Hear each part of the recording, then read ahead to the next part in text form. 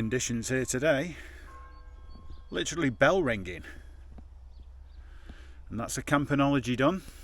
So this is a two-bagger. This is Corton Hill and Charlton Hill, and I'm parked in a car park at South Cadbury. This walk is 8.74 miles. It should take me 4 hours, 1 minute. So I've packed for the day, and I better make a start.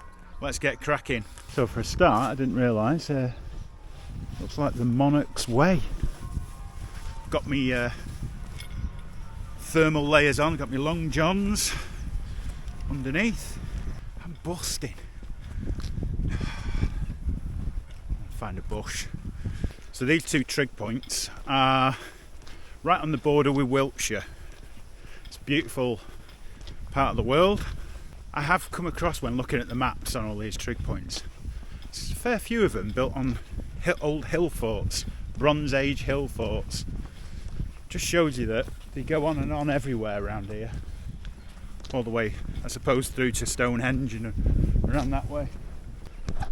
Who'd have thought the first obstacle of the day would be ice right across the road? Once upon a time I'd be skating down here like Robin Cousins. Nobody knows who Robin Cousins is anymore. Christopher Dean. That's about it for my ice skating. Oh shit, there's a car coming. He's not going to be able to brake.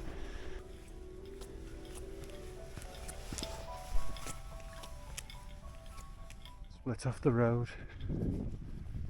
Over an electric fence. Right on top of that hill there. That's the first Trig Point. Right, I'll be there in about 20 minutes. I've realised I've just left me. Yes, realised I've just left me memory card at home.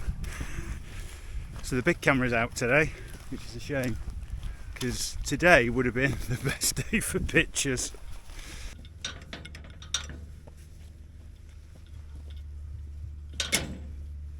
Oh, it might be quite a challenge coming up here. Follow the animal tracks. Hats off. Sweat started. Whew, final bit of the climb.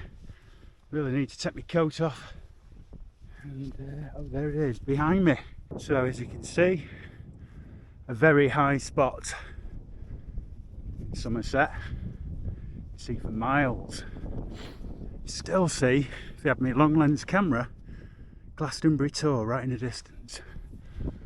And as we know, Glastonbury Tor isn't a Trig Point, even though you can see it from quite a few places. So that's the first Trig Point done. Get a picture with the bag on it. I was just had a quick exchange with a fella there on a walk, and he said, "What a morning!" And it is. It's amazing. You can just see for absolutely miles here. That's Haynes Motor Museum. I wish I brought my long lens. I think that's Yeovil over there. That's all Wiltshire over that way. So we're right on the edge of the boat. Well, nearly. I think there's another Trig Point over that way somewhere, and that's the next part of the walk, and then we walk right round.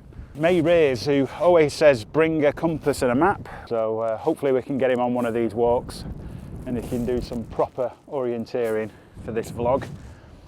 Meanwhile, I'll get my picture with that. Bit of sustenance on top. If it wasn't so early, this Trig Point is perfect for picnicability. Just look at that. Seating, got a light for nighttime, Amsterdam vibe, beautiful views, easy to get to. So the Discovery Index is really easy. So this is going to really set the standard for future scoring on Trig bags. So the walk has been pretty good up to now, not the best. Bit of road and picnicability will be excellent here. You can sit anywhere on there. Not that much sheep dip around. Sheep dip around. I'll make that mistake. And the viewpoint, well, this is going to be really hard to beat. Yeah, happy with this. Very happy. Now I think it's time to move on.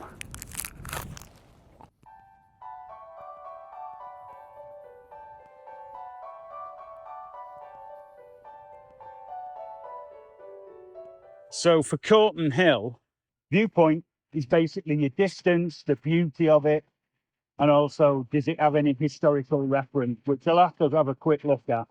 The walk was quality. Well, it was an half decent walk. Discovery index, well, Corton Hill was definitely easy to find, and it's got a big red beacon on it as well, easy to access. And finally, picnicability, well, that one scored high because there was so much space around there. There were seats.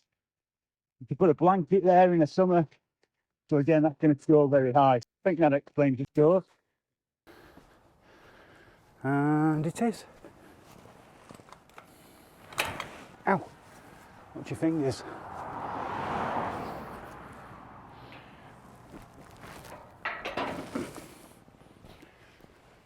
And we're off on to Moorland again. I've come up with giving myself a checklist for when I come out on a walk. I think that's the solution. There's nothing worse than getting to a beautiful place and then not being able to have your camera to take the pictures and the memories of it. So there's about 6 miles of the walk left and another 2.5 miles, I think, to the next trig point. Let's do this. Little Robin. I'd offer him some of my nuts, but I don't think they're accustomed to eating pistachio nuts in the UK. I'm going to break some kind of evolutionary code. One thing you do get around here a lot, I don't know if it picks it up on the mic, but it has been close a few times, because we're near Yeovil. Yeovil has Yeovilton as the main helicopter, probably training centre, or home to that particular regiment that has helicopters, because they manufacture them in Yeovil. They constantly test flying or training or whatever it is that they do. So you do get a lot of helicopter noise wherever you go in this part of Somerset. Right, better just check my map. Sheep time.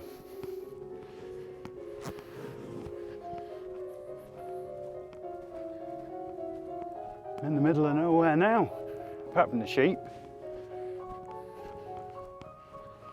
and the helicopter in the distance. Take my jacket off. It's getting a bit warm now. I'm about to walk into Charlton Hawthorne. Yes, sounds very posh. It's a shame I didn't bring my dinner jacket. Oof. I need to get a move on. I've been fanning around looking and thinking of scoring and stopping and looking at the countryside and the views. I need to actually start doing some walking, otherwise I'll never get this done. It's all very nice. I'm not actually in a rush. I just want to go to the farm shop and spend about 30 quid on 10 grams of meat. It's not that bad. Better just check where I'm going. With the rumble of bins. Walkers in road. Certainly are. This is one of them roads that just keeps going and going. False top. Another one to go. Oh, but nearly there. That's a red kite. Amazing. Just didn't have my camera. And that's a helicopter. Westland Wildcat, I'd say. Don't know where this trig is. Haha! I can see it. Standing proudly on the brow of the hill. 182 metres high. Welcome to Charlton Hill Trig Point. That's 2 in a day. Look at that, the farmer must have to cut round that. Fair play for leaving it there, not smashing it up. And I think here we'll test the picnic ability of this one, because should have done it the other way around maybe. The other one was a little bit nicer, but this one's good, it's secluded. Oh, I've got sweat in my eye.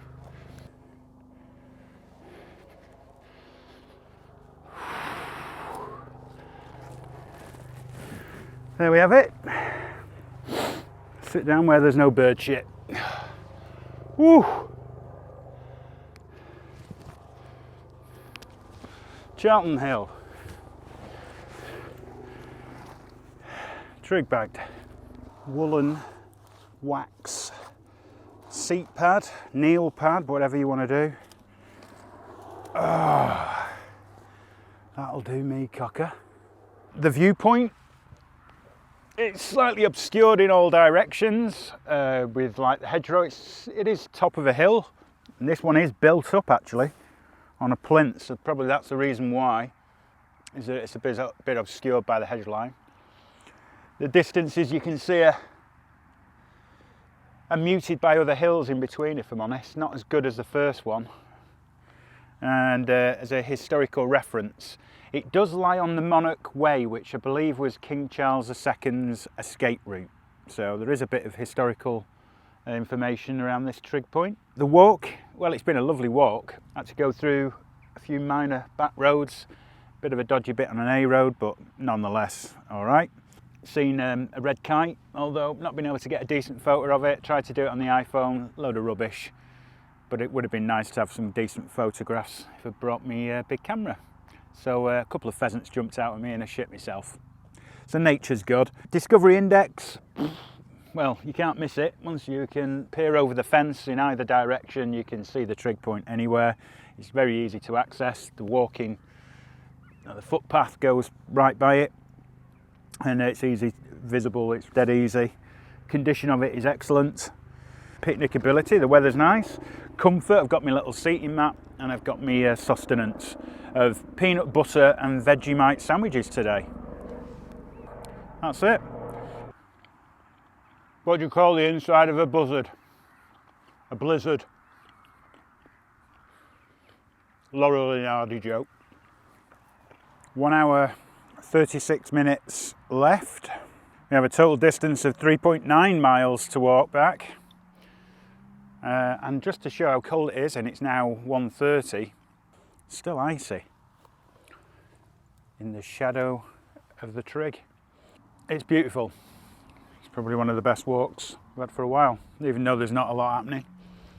But I do love weather like this. I think this is my favourite weather now. Icy cold and sunny. Really nice.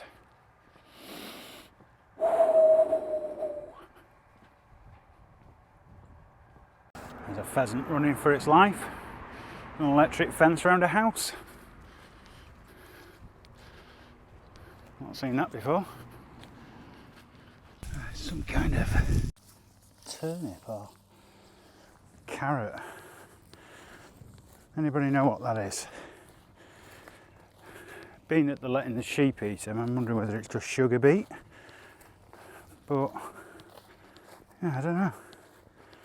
It's a bit like turnip. Some of them are purple. Turning purple there. But they're quite short. What is that? Interesting smell. It smells like turnipy.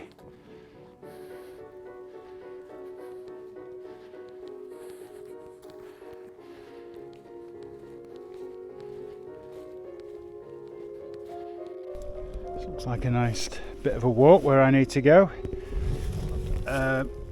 Compton Pawnsfoot. Some great names around these parts. But it's nice to go through a wooded area. Not gone through a wooded area on this walk, so it's worth noting that I've actually only seen 2 people on this whole trip, been walking for about 4 hours. It's bizarre, isn't it? You think in this day and age you'd be bumping into a few more people. How bizarre. So you've got the grounds of Compton Castle there, but all this area is in the shade as it has been all day, and it's still, it's just icy. So this is Compton Castle, with its very own coat of arms and a very impressive front door.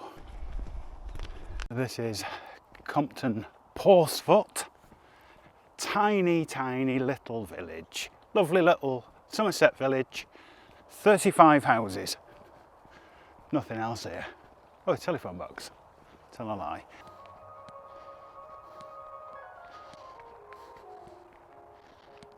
Pretty much back at the little car park, back at the van, and the stats on the walk are 9.66 miles. Duration of 4 hours 2 minutes. Well, that concludes the Corton Hill and Charlton Hill walks and trigs.